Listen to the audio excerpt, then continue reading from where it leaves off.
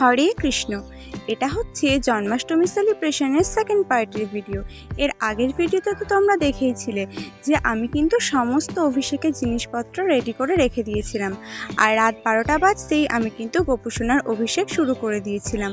প্রথমে দুধ, দই, ঘি, মধু, শর্করা অর্থাৎ পঞ্চামৃত দিয়ে আমি গোপুসোনার অভিষেক করে নিয়েছিলাম, আর তারপর অভিষেক করেছিলাম কয়েক প্রকার ফলের রস দিয়ে। আর এখানে গোপুসোনাকে আমি অনেক প্রকারের ড্রাই ফ্রুটসের মালাও পরিয়েছিলাম, যেমন কাজু, আমন্ড, কিশমিশ আর চেরির মালাও গোপুসোনাকে পরিয়েছিলাম।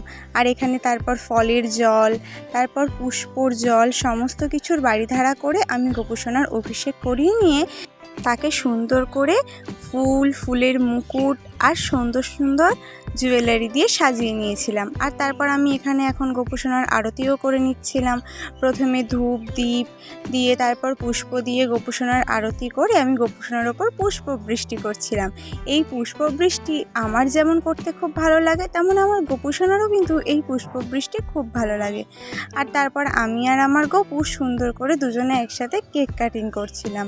আর এখানে কিন্তু এখন আমার বাড়ির সকলে ঘুমাচ্ছে, মানে এক প্রকার বলতে গেলে একদম বাড়ি নিশ্চুপ, সবাই ঘুমাচ্ছে, শুধুমাত্র আমি, আমার বোন আর আমার গোপুসোনা, আমরা তিনজন মিলেই কিন্তু এখানে বার্থডে সেলিব্রেট করছিলাম। আর ভগবানকে ভোগ লাগানোর পর আমি কিন্তু প্রত্যেকটা ভোগ একবার করে ভগবানকে খাইয়েও দিয়েছিলাম। আমার গোপুসোনাকে নিজে হাতে খাইয়ে দিতে আমার কিন্তু খুব ভালো লাগে। আর এভাবেই আমি খুব সিম্পলভাবে ভগবান শ্রীকৃষ্ণের জন্মাষ্টমী আর আমার ছোট্ট গোপুর জন্মদিন পালন করেছিলাম। আর অনেক কিছুই আমি তোমাদের সাথে শেয়ার করতে পারলাম না কাজের চাপ এবং সময়ের অভাবে, তবে যতটুকু তোমাদের সাথে আমি শেয়ার করলাম, তোমাদের কেমন লাগলো আমাকে কিন্তু অবশ্যই জানিও। তো চলো, টাটা অ্যান্ড হরে কৃষ্ণা।